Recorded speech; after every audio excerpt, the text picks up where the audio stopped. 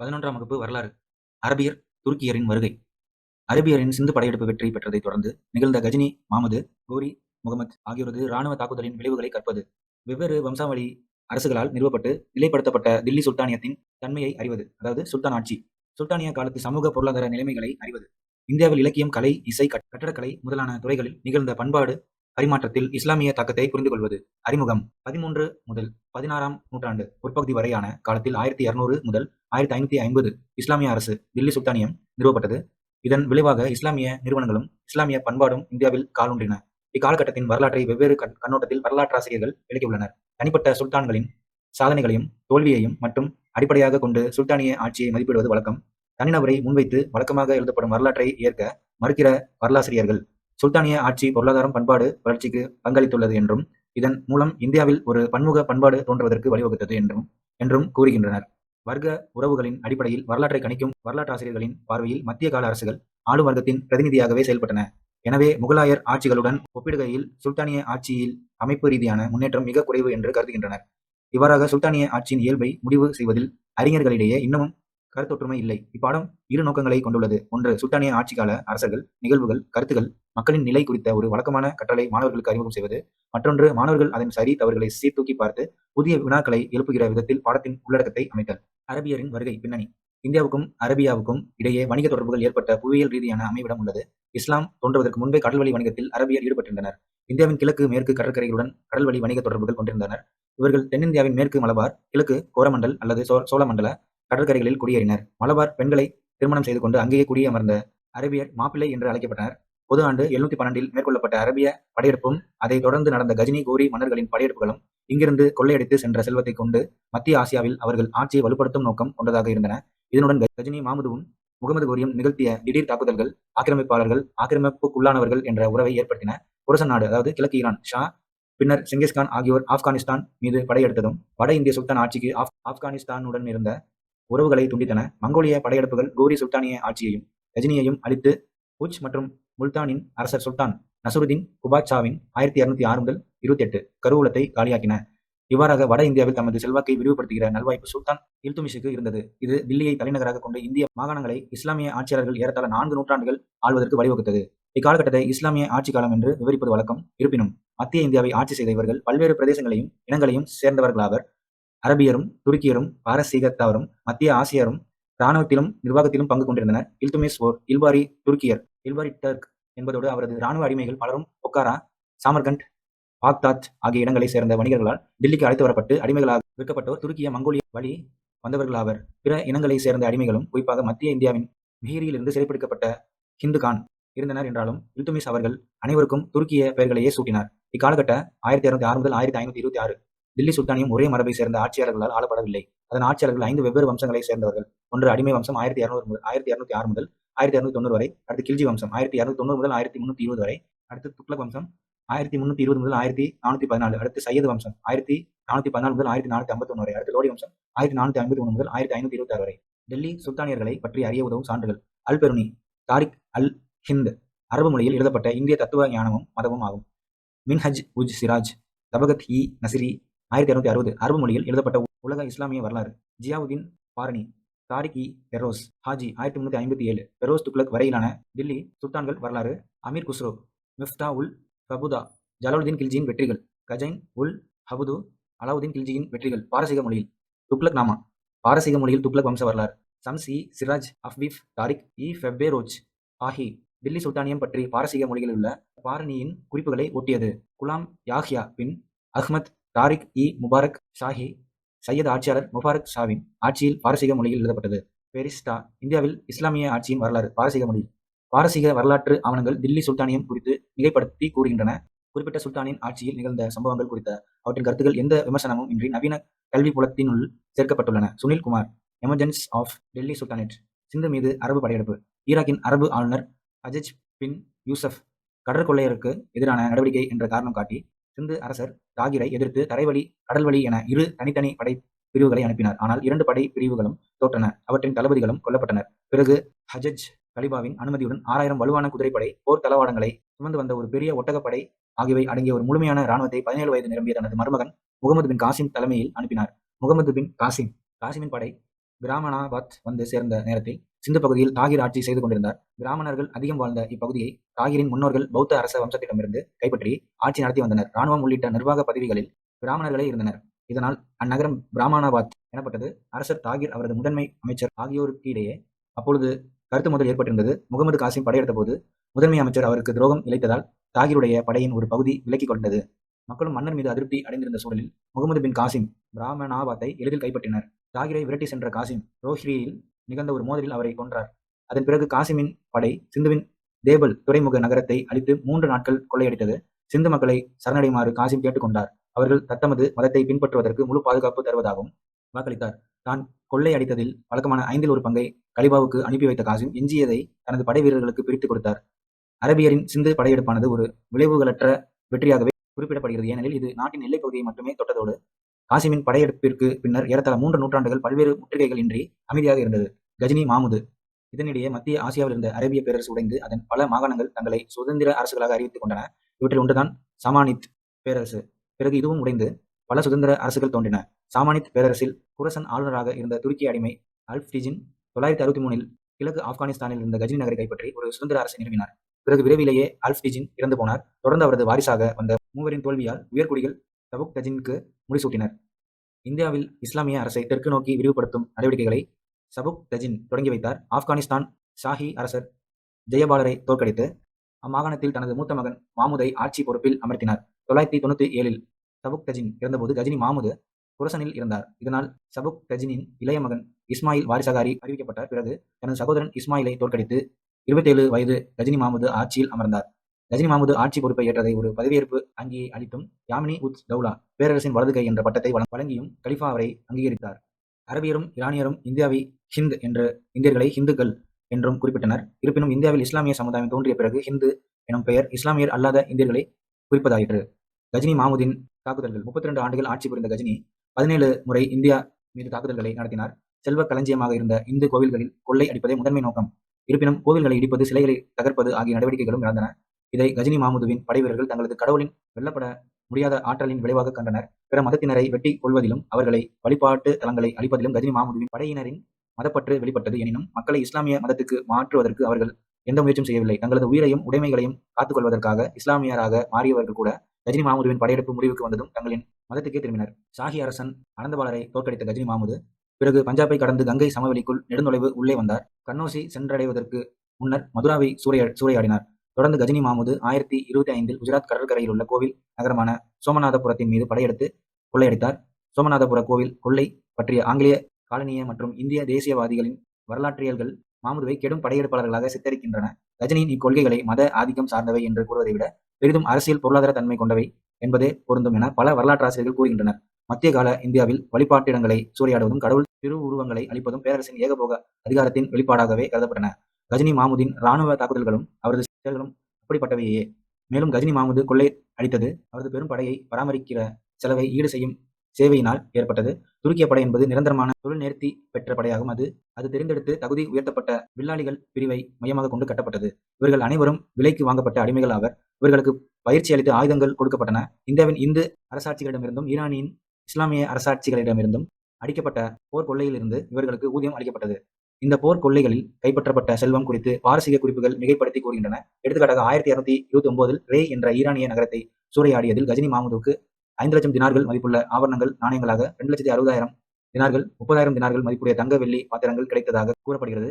இது போலவே சோமநாத்புரத்தை 1225இல் சூறையடித்ததில் 2 கோடி தினார் மதிப்புடைய கொள்ளை பொருட்கள் கஜினி மாமுதுவுக்கு கிடைத்ததாக நம்பப்படுகிறது.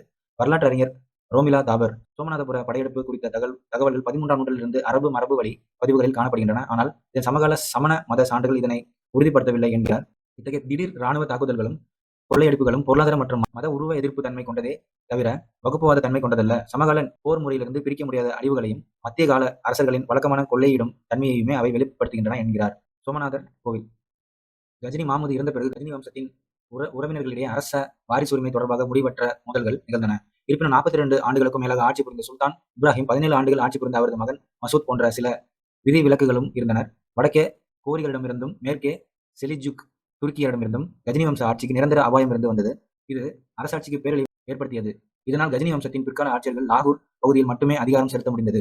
இதுவும் கூட 30 ஆண்டுகளை நீடித்தது. 1186இல் கோரி அரசர் மொய்சுதீன் முகமது என்கிற கோரி முகமது பஞ்சாப் மீது படையெடுத்து லாகூரை கைப்பற்றினார். கஜினி வம்சத்தின் கடைசி அரசர் குரவ் ஷா 1192 கைது செய்யப்பட்டு கொல்லப்பட்டார். அவரது மரணத்துடன் கஜினி அரசு முடிவுக்கு வந்தது. கணிதவியலரும் தத்துவ ஞானியும் வானியலாளரும் வரலாற்று ஆசிரியருமான ஆல்பெருனி கஜினி மாமதுவுடன் இந்தியா வந்தார். கிதாபுல் ஹிந்த் என்ற தனது நூலை இயற்றுவதற்கு முன்பு அவர் சமஸ்கிருதம் கற்றுக்கொண்டார். இந்து மத நூல்களையும் தத்துவ நூல்களையும் கற்றார். யூக்ளிட்டின் கிரேக்க நூலை கூட அவர் சமஸ்கிருதத்தில் மொழிபெயர்த்தார். ஆரியபட்டரின் முக்கிய நூலான ஆரியப்பட்டியம் புவி அதன் அச்சில் சுழல்வது இரவு பகலை ஏற்படுத்துகிறது போன்ற செய்திகளை உள்ளடக்கிய நூல் என்பதை அவர் மேலை நாடுகளுக்கு தெரியப்படுத்தினார். இந்தியாவுக்கும் பிற உலக நாடுகளுக்கும் இடையே ஒரு பாலமாக இருந்தார். அடுத்து கோரி முகமது. கஜினியின் படையெடுப்புகள் கொள்ளையடிக்கும் நோக்கம் கொண்டவை. இதனை விரிவுபடுத்தி கொள்ளையடித்த செல்வம் திரையும் தொடர்ந்து சீராக வந்து சேர்வதை உறுதி செய்து கொள்ள படையரண் நகரங்களை கோரிகள் அமைத்தனர். கோரி முகமது தாம் கைப்பற்றிய நிலப்பகுதிகளில் முதலீடு செய்தார். 1180களிலும் 1190களிலும் நவீன பஞ்சாப், சிந்து, ஹரியானா மாகாணங்களில் அவர் காவல் அரண்களை அமைத்தார். விரைவிலேயே இந்த படை மையங்களில் இராணுவத்தில் சேர வாய்ப்புகளை தேடிக்கொண்டிருந்த கூலிப்படை வீரர்கள் குடியேறினர். இப்படை வீரர்கள் சுல்தானிய அரசின் வருவாய் படை விவகாரங்களை ஒழுங்கமைக்க பணியமர்த்தப்பட்டனர். வட இந்தியாவில் 1190களிலிருந்து சுல்தானின் படை தளபதிகள் அடிமைகளிலிருந்து தெரிவு செய்யப்பட்டனர். போர் முறையிலும் நிர்வாகத்திலும் சிறப்பு பயிற்சி பெற்ற இந்த அடிமைகள் நிலத்தோடும் விவசாய உழைப்போடும் வீட்டு வேலைகளோடும் தொடர்புடைய அடிமைகளிலிருந்து மாறுபட்டவர்கள். தொடக்கத்தில் உச், லாகூர், முல்தான் ஆகியன குறிப்பிடத்தக்க அதிகார மையங்களாக கருதப்பட்டன. 1175 முல்தான் மீது படையெடுத்த கோரி முகமது அதை அதன் இஸ்மாயிலி வம்ச ஆட்சியாளரிடமிருந்து கைப்பற்றினார்.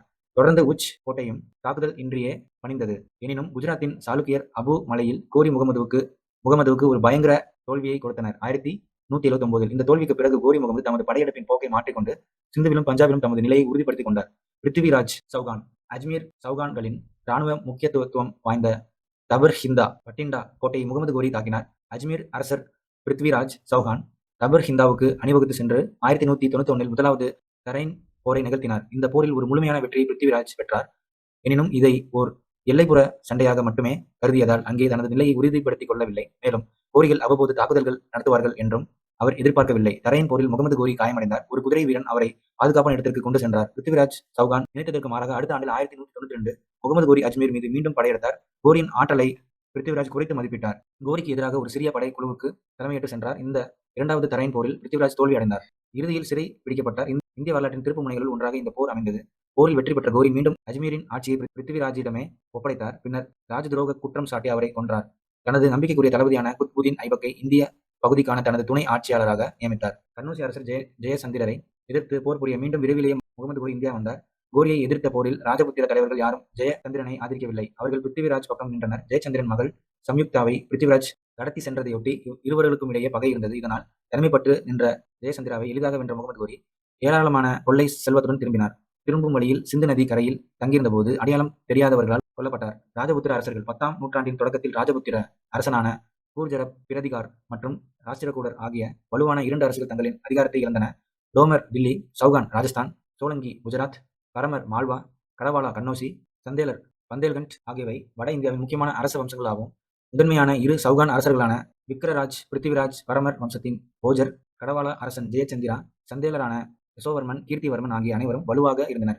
ராஜபுத்திரர்கள் போர் பாரம்பரியம் கொண்டவர்கள். துருக்கியரும் ராஜபுத்திரரும் ஒரே மாதிரியான ஆயுதங்களையே பயன்படுத்தினர். எனினும் படை ஒழுங்கிலும் பயிற்சியிலும் ராஜபுத்திரர்கள் கவனம் இன்றியிருந்தனர். அதே நேரத்தில் நிலைமைகளுக்கு தக்கவாறு உத்திகள் வகுப்பதில் துருக்கியர் வல்லவராயிருந்தனர். துருக்கிய குதிரைப்படை இந்திய குதிரைப்படையை விட மேம்பட்டதாயிருந்தது. ராஜபுத்திர படை யானைகளை மையப்படுத்தி இருந்தது. யானைகளுடன் ஒப்பிடுகிற போது குதிரைகள் பன்மடங்கு வேகம் கொண்டவை. இது போரில் துருக்கியர்களுக்கு சாதகமாக அமைந்தது. எனவே அவர்கள் பகைவரை எளிதில் வென்றனர். லட்சுமணர் கோவில், விஸ்வநாதர் கோவில், கந்தரியா மகாதேவர் கோவில் உள்பட பல கோவில்களை கொண்ட உலக புகழ்பெற்ற கஜுராஹோ கோவில் வளாகம் கஜுராஹோவிலிருந்து ஆட்சி புரிந்த பந்தேல்கண்ட் சந்தேலர்களால் கட்டப்பட்டது. தில்லி சுல்தானியத்தின் தோற்றம். அடிமை வம்சம். முகமது கோரி இறந்த பிறகு அதிகாரத்துக்கு 3 போட்டியிட்டனர். ஒருவர் குத்புதீன் ஐபக். இவர் தில்லியில் அரியணை ஏறினார். ஆனால் அவரது மாமனார் இல்திஸ் ஆட்சிக்கு ஓர் அச்சுறுத்தலாகவே இருந்தார். இந்த வம்சத்தின் 3 முக்கியமான ஆட்சியாளர்கள் குத்புதீன் ஐபக், இல்துமிஸ், பால்பன். அடிமை வம்சத்தை மம்லக் வம்சம் என்றும் கூறுவர். மம்லக் என்பதற்கு உடைமை என்று பொருளாகும். இது ஓர் அடிமை என்பதற்கான அரபு தகுதி பெயராகும். குத்புதீன் ஐபக் 1206 முதல் 1210 வரை. குத்புதீன் ஐபக் சிறுவனாக இருந்தபோதே கஜினியில் ஓர் அடிமையாக சுல்தான் முகமது கோரிக்கு விற்கப்பட்டார். அவரது திறமையையும் விசுவாசத்தையும் கண்ட முகமது கோரி இந்தியாவில் தான் வெற்றி பெற்ற ஒரு மாகாணத்திற்கு பொறுப்பு ஆளுநராக அவரை நியமித்தார். பீகாரையும் வங்காளத்தையும் கைப்பற்றுவதற்கு ஆப்கானிஸ்தானிலிருந்து வந்த முகமது பின் பக்தியார் கில்ஜி என்ற ஒரு துருக்கிய தளபதி குத்புதீன் ஐபக்கிற்கு உதவினார். குத்புதீன் ஐபக் 4 ஆண்டுகள் 1206 முதல் 1210 ஆட்சி புரிந்தார். அவர் புத்திசாலி என்றும் நேர்மையான நிர்வாகி என்றும் பெயரெடுத்திருந்தார்.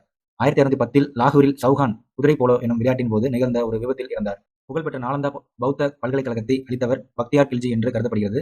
சீன பயணி யுவான் சுவாங் தனது பயண குறிப்புகளில் நலந்தா குறித்து விரிவாக குறிப்பிட்டுள்ளார். நாலந்தா நூலகத்தில் இருந்த இலக்கம், இலக்கணம், தர்க்கம், வானியல், மருத்துவம் குறித்த 100,000கணக்கான கையெழுத்து பிரதிகளும் நூல்களும் துருக்கிய சூறையாடலில் அழிந்தன. இல்துமிஷ் 1211 முதல் 1236 வரை. சம்சுதீன் இல்துமிஷ் 1211 முதல் 1236. துருக்கிய இனத்தை சார்ந்த குத்புதீன் ஐபக்கின் அடிமை. இல்துமிஷின் மேல்தட்டு அடிமைகள் பலரும் துருக்கிய மங்கோலிய வழித்தோன்றல்கள். அவர்களை புகாரா, சாமர்கண்ட், பாக்தாத் போன்ற வணிக மையங்களிலிருந்து வணிகர்கள் தில்லிக்கு அழைத்து வந்தனர். எனினும் இவர்கள் அனைவருக்குமே துருக்கிய பட்டங்களை சம்சுதீன் இல்துமிஷ் கொடுத்தார். தனது மேல்தட்டு இராணுவ அடிமைகளையே பண்டகன் அவர் நம்பியிருந்தார். தொலைவில் உள்ள இடங்களில் அவர்களையே ஆளுநர்களாகவும் தளபதிகளாகவும் நியமிக்கிற வழக்கத்தையும் கைக்கொண்டனர். இக்காலகட்டத்தில் மங்கோலிய இனத்தை சேர்ந்த அனுபவமிக்க இராணுவ தளபதிகள் வட இந்தியாவுக்குள் குடிபெயர்ந்த போதிலும் பழைய வழக்கத்தை இல்துமிஷ் மாற்றிக்கொள்ளவில்லை. குத்புதீனின் அடிமையும் மருமகனுமான சம்சுதீன் இல்துமிஷ் குத்புதீன் ஐபக்கின் மகன் ஆரம் ஷா ஆட்சிக்கு வருவதை தடுத்து தானே தில்லியின் ஆட்சி கட்டிலில் அமர்ந்தார். தனது ஆட்சி காலத்தில் அவர் குவாலியர், ராந்தம்பூர், அஜ்மீர், ஜலோர் ஆகிய இடங்களை ராஜபுத்திரர்களுக்கிடையே நிலவிய குழப்பங்களை முடித்து வைத்தார். லாகூரிலும் முல்தானிலும் நசுருதீன் குபச்சாவின் படையை எதிர்த்து வெற்றி பெற்றார். வங்க ஆளுநர் அலிவர்தனின் சதியையும் முறியடித்தார். மங்கோலிய செங்கிஸ்கானுக்கும் மத்திய ஆசியாவின் கவாரிஸ்மி ஷா ஜலாலுதீனுக்கும் இடையே போர் பகை இருந்தது. இல்துமிஷிடம் ஜலாலுதீன் ஆதரவு கேட்டார். இல்துமிஷ் அவரை ஆதரிக்க மறுத்துவிட்டார். ஜலாலுதீனை அவர் ஆதரித்திருந்தால் இந்தியா வரலாறு பெரிதும் மாறி இருந்திருக்கும். மங்கோலியர்கள் இந்தியாவை எளிதில் நாசம் செய்திருப்பார்கள். இல்துமிஷின் ஆட்சி தில்லியில் 243 அடி உயரமுள்ள குதுப் மினார் என்ற ஒரு வெற்றி தூணை கட்டி முடிப்பதற்கும் சுல்தான்கள் ஆட்சி காலத்தின் 2 அடிப்படை நாணயங்களான செப்பு, வெள்ளி தங்காவை அறிமுகம் செய்ததற்கும் குறிப்பிடத்தகுந்தது. பண்டகன் என்பது பண்ட என்பதன் பன்மையாகும். இச்சொல்லுக்கு படை அடிமை என்று பொருள். இராணுவ பணி அனுபவம், பேரரசுடனான நெருக்கம், நம்பிக்கை ஆகியவற்றின் அடிப்படையில் அவர்கள் தரம் பிரிக்கப்பட்டார்கள். இந்த நம்பிக்கை அவர்கள் ஆளுநர்களாகவும் தளபதிகளாகவும் நியமிக்கப்படுவதற்கு வழிகோலியது. வட இந்தியாவில் குரித், பண்டங்க, மைசூதீன் கோரியின் அடிமைகளாவர். இந்த அடிமைகளுக்கு சொந்த சமூக அடையாளம் இல்லை. இதனால் அவர்களது எஜமானர்கள் அவர்களுக்கு புதிய பெயர்கள் சூட்டினர். நிஸ்பா என்பதையும் உள்ளடக்கிய அப்பெயர்கள் அவர்களது சமூக அல்லது பிரதேச அடையாளத்தை குறித்தன. அடிமைகள் தங்களது எஜமானர்களின் நிஸ்பாவை கொண்டிருந்தனர். எனவே மொய்சுதீன் அடிமை மொய்ச்சு எனும் நிஸ்பாவை கொண்டிருப்பர். சுல்தான் சம்சுதீன் இல்துமிஷின் அடிமை சம்ஷி பண்டகன் என்று குறிப்பிடப்படுவார். அடிமை வம்ச மரபுகள் பலவீனமானவை என்பதால் இல்துமிஷ் இறந்த பிறகு அவரது வாரிசுகள் ஆட்சிக்கு வருவது எளிதாக இல்லை. ஒரு 10 ஆண்டுகளுக்குள் ஒரு மகன், ஒரு மகள், சுல்தானா ரசியா, மற்றொரு மகன், ஒரு பேரன் என பலரும் ஆட்சிக்கு வந்தனர். இறுதியில் அவரது கடைசி மகன் சுல்தான் இரண்டாம் நசீர் அல்லுதீன் முகமது 1246 முதல் 66 வரை அரசரானார். இல்துமிஷின் வாரிசுகள் தங்கள் தந்தையாரால் நியமிக்கப்பட்ட தளபதிகளையும் ஆளுநர்களையும் எதிர்த்து போரிட்டு தோற்றனர். மூத்த பிரபுகளாகிய அவர்கள் தொடர்ந்து தில்லி அரசியலில் தலையிட்டனர். இல்துமிஷ் வாரிசுகளுக்கு நிபந்தனைகள் விதித்து வந்தனர். மூத்த அரச குடும்ப அடிமைகளுக்கு மாற்றாக இளைய தலைமுறையினரை சுல்தான் நியமித்தபோது அவர்களுக்கு முன்னே அதிகாரம் செலுத்தியவர்களுக்கு நிகரான வலிமையான ஒன்றுபட்ட சுல்தானிய அரசு பற்றி அரசருக்கு இருந்த கண்ணோட்டத்தை அவர்கள் பெற்றிருக்கவில்லை. கிழக்கே லக்னோவதி, நவீன வங்கம், மேற்கே பஞ்சாப், சிந்து மாகாணங்களில் நியமிக்கப்பட்ட அடிமை ஆளுநர்கள் தில்லியின் கட்டுப்பாட்டிலிருந்து வெளியேறி சுதந்திர அரசுகளாக அறிவித்தனர். தில்லி சுல்தானின் மைய ஆட்சி பகுதியில் இருந்த தில்லி மற்றும் அதனை சுற்றியிருந்த பகுதிகள் அடிமை ஆளுநர்களும் தங்களை நிலைப்படுத்திக் கொண்டும் பக்கத்தில் உள்ள குறுநில தலைவர்களுடன் அணி சேர்ந்தும் சுல்தானுக்கு கட்டுப்பட மறுத்தனர். சம்ஷியின் அடிமைகளுக்கும் அடுத்தடுத்து வந்த தில்லி சுல்தான்களுக்கும் இடையே 20 ஆண்டுகளுக்கு மோதல்கள் நிகழ்ந்தன. அதன் பிறகு 1254 வடமேற்கில் ஹிவாலிக் ஆட்சி பகுதிகளில் தளபதியாக இருந்த உலுக் கான் தில்லியை கைப்பற்றினார். உலுக் கான் இல்துமிஷ் ஆட்சியின் போது அடிமையாகவும் இளைஞராகவும் இருந்து வந்தார். அவர் சுல்தானுக்கு துணையாக இருந்த ஆட்சி அதிகார பிரதிநிதி என்றும் பொருள்படும் நயீப் இ முல்க் என்று பட்டம் சூட்டிக் கொண்டார். பிறகு 1266 சுல்தான் கியாசுத்தீன் பால்பனாக தில்லி கைப்பற்றினார். பால்பன் 1266 முதல் 1287 வரை. பால்பன் அரசரானதும் தில்லி சுல்தானியத்தில் குழப்பங்கள் விளைவித்த பிரபுக்களின் அரசியல் சூழ்ச்சிகள் முடிவுக்கு வந்தன. பால்பன் தனது ஆட்சி அதிகாரத்தை உறுதிப்படுத்திக் கொள்ள அடங்க மறுத்த ஆளுநர்கள் மீதும் அவர்களின் உள்ளூர் கூட்டாளிகள் மீதும் தாக்குதல் தொடுத்தார். தில்லியை சுற்றியுள்ள பகுதிகளிலும் தோவாவிலும் நிகழ்ந்த பால்பனின் தாக்குதல்களை பரணி குறிப்பிடுகிறார். இந்த தாக்குதல்களின் போது காடுகள் அழிக்கப்பட்டன, புதிய சாலைகள் அமைக்கப்பட்டன. காடுகள் அழைக்கப்பட்ட புதிய நிலங்கள் புதிதாக படையில் சேர்ந்த ஆப்கானியர்களுக்கும் மற்றவர்களுக்கும் குத்தகை இல்லா நிலங்களை மஃப்ரூஷி வழங்கப்பட்டு அவை பயிரிடப்பட்டன. வணிக தடங்களையும் கிராம சந்தைகளையும் பாதுகாக்க புதிய கோட்டைகள் கட்டப்பட்டன. ரஷ்யா சுல்தானா 1236 முதல் 1240 வரை. இவர் பேரரசு இல்துமிஷின் மகள். ரஷ்யா அரியணை ஏறுவதற்கு துருக்கிய பிரபுக்கள் கடும் எதிர்ப்பு தெரிவித்தனர். இவர்களால் ஏற்படுத்தப்பட்ட ஏராளமான தடைகளை கடந்தே ரஷ்யா பேரரசியாக பதவியேற்றார். மொராக்கோ நாட்டை சேர்ந்த பயணி இபின் பதுதாவின் கூற்றுப்படி குதிரை மீது ஆண்கள் சவாரி செய்வதை போல் கையில் வில் அம்புடன் அரச பரிவாரங்கள் சூழ ரஷ்யாவும் சவாரி செய்தார். தனது முகத்துக்கு அவர் திரையிடவில்லை. இருப்பினும் அவர் 3½ ஆண்டுகளே ஆட்சி புரிந்தார். ஜலாலுதீன் யாகுத் என்ற ஒரு அபிசீனிய அடிமையை அவர் குதிரை இலாய பணியத்துறை தலைவராக அமீர் இ அகூர் ஒரு உயர்ந்த பதவியில் அமர்த்தினார். இது துருக்கிய பிரபுக்களுக்கு ஆத்திரத்தை ஏற்படுத்தியது. யாகுத்துக்கும் அரசி ரஷ்யாவுக்கும் இருந்த நெருக்கத்தை பெரிதுபடுத்தி பிரபுக்கள் அரசியை பதவியிலிருந்து இறக்க முயன்றனர். ரஷ்யாவுக்கு பொதுமக்கள் ஆதரவு இருந்ததால் தில்லியில் அவர்கள் ஒன்றும் செய்ய முடியவில்லை. தெற்கு பஞ்சாபில் கலகக்கார ஆளுநர் அல்துனியாவை தண்டிப்பதற்கு அவர் நடவடிக்கை மேற்கொண்டிருந்த சந்தர்ப்பத்தை சதிகாரர்கள் பயன்படுத்தி அவரை ஆட்சியிலிருந்து அகற்றினர். பால்பனும் சட்ட ஒழுங்கும். கங்கை, யமுனை நதிகள் இடையிலான தோவா பகுதியில் சட்ட ஒழுங்கு நிலைமை சீர்குலைந்தது. ராஜபுத்திர ஜமீன்தார்கள் கோட்டைகள் அமைத்தனர். சுல்தானின் ஆணைகளை மீறினர். வடமேற்கில் மேவாரை சுற்றிய அடர்ந்த காட்டு பகுதிகளில் வாழ்ந்த மியோ என்ற ஓர் இஸ்லாமிய சமூகம் கொள்ளையிலும் ஈடுபட்டிருந்தது. இதை ஒரு சவாலாக ஏற்ற பால்பன் தாமே முன்னின்று மேவாரை சேர்ந்தவர்கள் மீது தாக்குதல் தொடுத்தார். அவரின் படை வீரர்கள் மியோக்களை தேடி பிடித்துக் கொண்டனர். தோவா பகுதியில் ராஜபுத்திர அரண்கள் அளிக்கப்பட்டன, காடுகள் அளிக்கப்பட்டன. சாலைகளை பாதுகாக்கவும் கழகங்களை கையாளவும் அப்பகுதி முழுவதிலும் ஆப்கான் படை வீரர்கள் குடியமர்த்தப்பட்டனர். துக்ரில் கானை தண்டிக்கின்ற தாக்குதல். பால்பன் கழகங்களை ஈவிரக்கமின்றி ஒடுக்கினார். தனக்கு பிடித்த ஓர் அடிமையான துக்ரில் கானை வங்கத்தின் ஆளுநராக நியமித்தார். ஆனால் விரைவிலேயே துக்ரில் கான் வெளிப்படையாகவே கலகம் செய்தார். அதை ஒடுக்குவதற்கு பால்பன் அனுப்பி வைத்த அவத் ஆளுநர் அமீன் கான் பணிந்து பின்வாங்கினார். இதனால் ஆத்திரமடைந்த பால்பன் மேலும் 2 படைப்பிரிவுகளை அனுப்ப அவையும் தோல்வியை தழுவின. அடுத்தடுத்து ஏற்பட்ட இந்த பின்னடைவுகளால் அவமானப்பட்ட பால்பன் தாமே வங்கத்திற்கு சென்றார். பால்பன் நெருங்கிவிட்டதை கேள்வியுற்ற துக்ரில் கான் தப்பியோடினார். பால்பன் அவரை பின்தொடர்ந்து முதலில் லக்னௌதிக்கும் திரிபுராவையும் நோக்கியும் சென்றார். அங்கே துக்ரில் கானை பிடித்த பால்பனின் படைவீரர்கள் அவரை கொன்றனர். பிறகு வங்கத்தின் ஆளுநரான பால்பனின் மகன் புக்ரா கான் நியமிக்கப்பட்டார். பால்பன் இறந்த பிறகு புக்ரா கான் ஒரு சுதந்திர அரசாட்சியாக பரிந்து போனாரே அன்றி தந்தையின் அரியணையை கோரவில்லை. இதனால் தில்லியில் ஒரு தலைமை நெருக்கடி ஏற்பட்டது. மேலும் அவரது மகன் கைகுபாத் சிற்றன்பத்தில் வீழ்ந்து கிடந்தார். மங்கோலிய அச்சுறுத்தல்களுக்கு எதிரான நடவடிக்கைகள். மங்கோலியர்களின் அச்சுறுத்தல்களை எதிர்கொள்ளும் விதமாக தனது இராணுவத்தை பால்பன் பலப்படுத்திக் கொண்டார். படிண்டா, சுனம், சாமானா ஆகிய இடங்களில் இருந்த கோட்டைகளில் கூடுதல் படைகளை நிலைநிறுத்தி வலுப்படுத்தினார். அதே நேரத்தில் ஈரானின் மங்கோலிய பொறுப்பு ஆளுநரும் செங்கிஸ் கானின் பேரனுமான ஹூலுக் கானுடன் நல்லுறவை பேணுவதற்கு அவர் முயற்சி செய்தார். சட்லஜுக்கு அப்பால் முன்னேறி வரமாட்டோம் என்ற வாக்குறுதியை மங்கோலியிடமிருந்து பால்பன் பெற்றார். இதை 1259 தில்லிக்கு ஒரு நல்லெண்ண குழுவை அனுப்பி வைத்து உலுக் கான் குறிப்பால் உணர்த்தினார். மங்கோலிய தாக்குதல்களிலிருந்து எல்லைப் பகுதிகளை காப்பதற்காக தனது விருப்பத்திற்குரிய மகன் முகமது கானுக்கு முல்தானின் ஆளுநர் பொறுப்பு அளித்திருந்தார் பால்பன். உலுக் கானுடன் நட்புறவு இருந்தபோதிலும் ஒரு மங்கோலியரோடு ஏற்பட்ட ஒரு மோதலில் முகமது கான் கொல்லப்பட்டார். இதனால் மனமுடைந்த பால்பன் 1286 இறந்து போனார். மங்கோல் என்ற பெயர் மங்கோலிய மொழி பேசக்கூடிய மத்திய ஆசிய நாடோடி குழுக்கள் அனைத்தையும் குறிக்கும். 12ஆம் நூற்றாண்டில் அவர்கள் செங்கிஸ் கான் தலைமையில் ஒரு மிகப்பெரிய அரசாட்சியை நிறுவினர். நவீன ரஷ்யாவின் பெரும்பகுதி, சீனா, கொரியா, தென்கிழக்கு ஆசியா, பாரசீகம், இந்தியா, மத்திய கிழக்கு நாடுகள், கிழக்கு ஐரோப்பியா ஆகியவற்றை அவரது அரசாட்சி உள்ளடக்கி இருந்தது. அவர்களின் விரைவான குதிரைகளும் சிறந்த குதிரைப்படை உத்திகளும் புதிய தொழில்நுட்பங்களை ஏற்கும் மனப்பாங்கும் அரசியலை சூழ்ச்சி திறத்துடன் கையாளும் செங்கிஸ் கானின் திறனும் மங்கோலியரின் வெற்றிக்கு காரணமாக கூறப்படுகின்றன. கில்ஜிகள் 1290 முதல் 1320 வரை. முதலாவது ஜலாலுதீன் கில்ஜி 1290 முதல் 1296 வரை. பால்பனின் மகன் கைகுபாத் அரசராகும் தகுதியற்றவராக இருந்தார். இதனால் அவரது 3 வயது மகன் கைமார்ஸ் அரச கட்டளில் அமர்த்தப்பட்டார். பேரரசின் அமைச்சர்கள், பொறுப்பு ஆளுநர் போன்றவரை நியமிப்பதில் ஒத்த கருத்து ஏற்படவில்லை. இதையொட்டி பிரபுக்கள் சதி செய்தனர். இக்குழப்பத்திலிருந்து ஒரு புதிய தலைவராக படைத்தளபதி மாலிக் ஜலாலுதீன் கில்ஜி மேலெழுந்தார். கைகுபாத்தின் பெயரால் அரசாட்சி செய்த ஜலாலுதீன் அவரை கொல்வதற்கு ஒரு அதிகாரியை அனுப்பினார். விரைவிலேயே ஜலாலுதீன் முறைப்படி அரசனானார். ஜலாலுதீன் ஒரு ஆப்கானியர், துருக்கியர் அல்லர் என்ற அடிப்படையில் அவருக்கு எதிர்ப்பு இருந்தது. உண்மையில் கில்ஜிகள் ஆப்கானிஸ்தானில் துருக்கிய ஆட்சி நிறுவப்படுவதற்கு முன்பே அங்கு குடியமர்த்தப்பட்டவர்கள். எனவே அவர்கள் ஆப்கானியமயமான துருக்கியவர்களாவர். எப்படி இருப்பினும் பிரபுக்கள் பலரையும் விரைவிலேயே ஜலாலுதீன் வசப்படுத்திவிட்டார். இதனால் கில்ஜிகள் மீது தொடக்கத்தில் அவர்களுக்கு இருந்த வெறுப்பு மறைந்து அவர் பல சண்டைகளில் வெற்றி பெற்றார். மேலும் தமது முதிய வயதில் கூட மங்கோலிய கூட்டங்களை எதிர்த்து அணிவகுத்த அவர் இந்தியாவுக்குள் அவர்கள் நுழைவதை வெற்றிகரமாக தடுத்து நிறுத்தினார். 1292 காராவில் பொறுப்பு ஆளுநராக ஜலாலுதீன் கில்ஜியின் ஓர் உடன் பிறந்தார் மகனும் மருமகனுமான அலாலுதீன் இச்சமயத்தில் மால்வா மீது படையெடுத்தார். இந்த படையெடுப்பில் பெருமளவு செல்வம் கிடைத்தது. இந்த வெற்றி தக்காணத்தில் இருந்த யாதவ அரசின் தலைநகர் வேதகிரியை சூறையாடுவதற்கான ஓர் உந்துதலை அவருக்கு அளித்தது. டெல்லி திரும்பிய அலாலுதீனின் ஏற்பாட்டில் ஜலாலுதீன் கொல்லப்பட்டார். அலாவுதீன் அரியணை ஏறினார். இவராக ஜலாலுதீன் 6 ஆண்டு கால ஆட்சி 1296 முடிவுக்கு வந்தது.